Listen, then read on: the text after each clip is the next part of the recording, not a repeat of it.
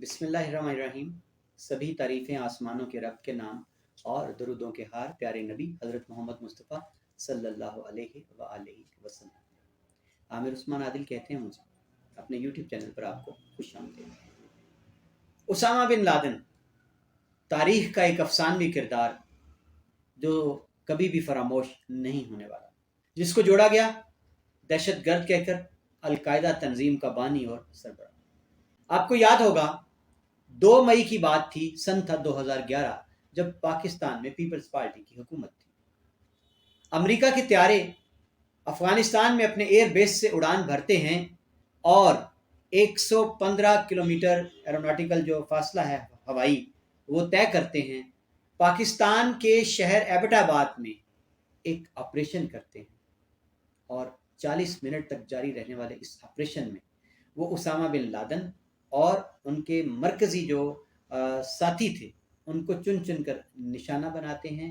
और उसके बाद वो आखिरी जो 18 मिनट है इस मिशन के, उसमें वो चिप जो हैं वो मुख्तलिफ जगह पर इंस्टॉल करते हैं। उसके बाद इत्मीनान से वो वापसी की राह लेते हैं और उसामा बिन लादेन की डेड बॉडी भी मुबैना तौर पर अपने साथ ले जाते हैं।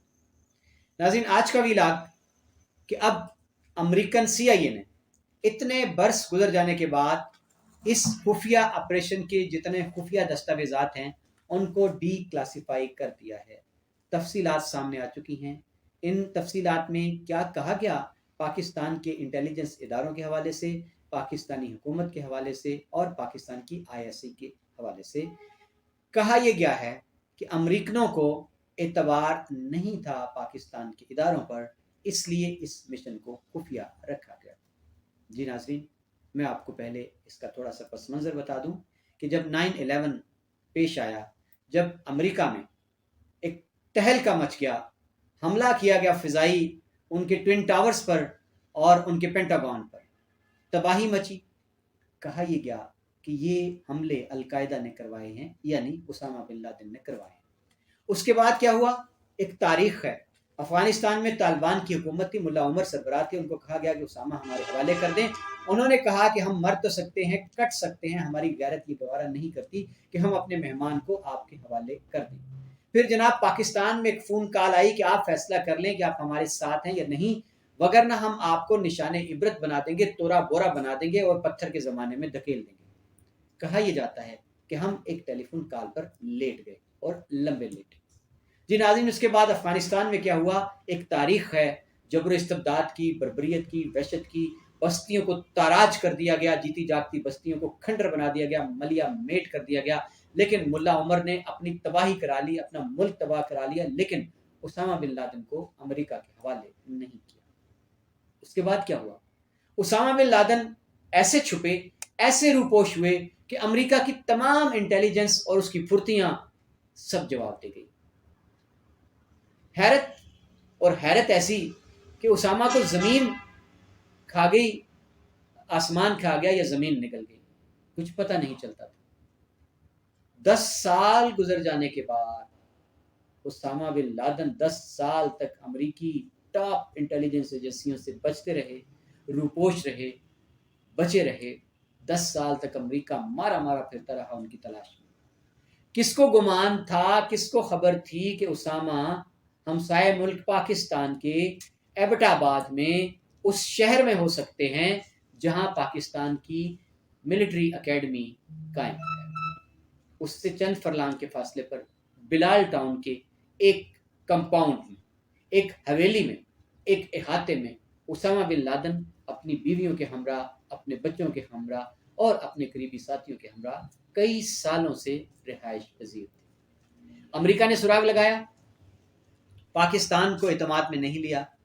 अमेरिका ने खुफिया ऑपरेशन किया और उस ऑपरेशन के नतीजे में ये दावा किया कि हमने उसामा बिन लादेन को हिलाक कर दिया है, हम उसकी डेड बॉडी को अपने साथ ले गए हैं, हमने उस डेड बॉडी को बहरा अरब में इस्लामी तरीके के मुताबिक उसको सुपुर्द खाक कर दिया।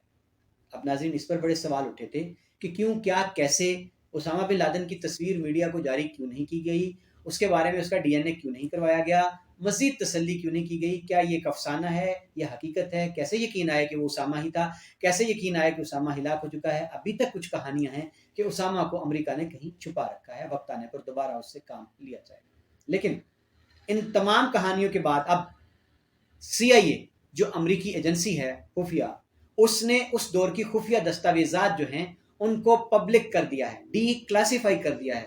وہ خفیہ رپورٹ یہ بتاتی ہے کہ امریکیوں نے جب پاکستان میں اس خفیہ آپریشن کا فیصلہ کیا، جس کی کمان ان کی CIA اور اس جو دستے تھے جنہوں نے یہ خصوصی آپریشن کیا، کمانڈو آپریشن، وہ امریکی نیوی کا دستہ تھا جو اس کام میں خاصی مہارت رکھتا ہے۔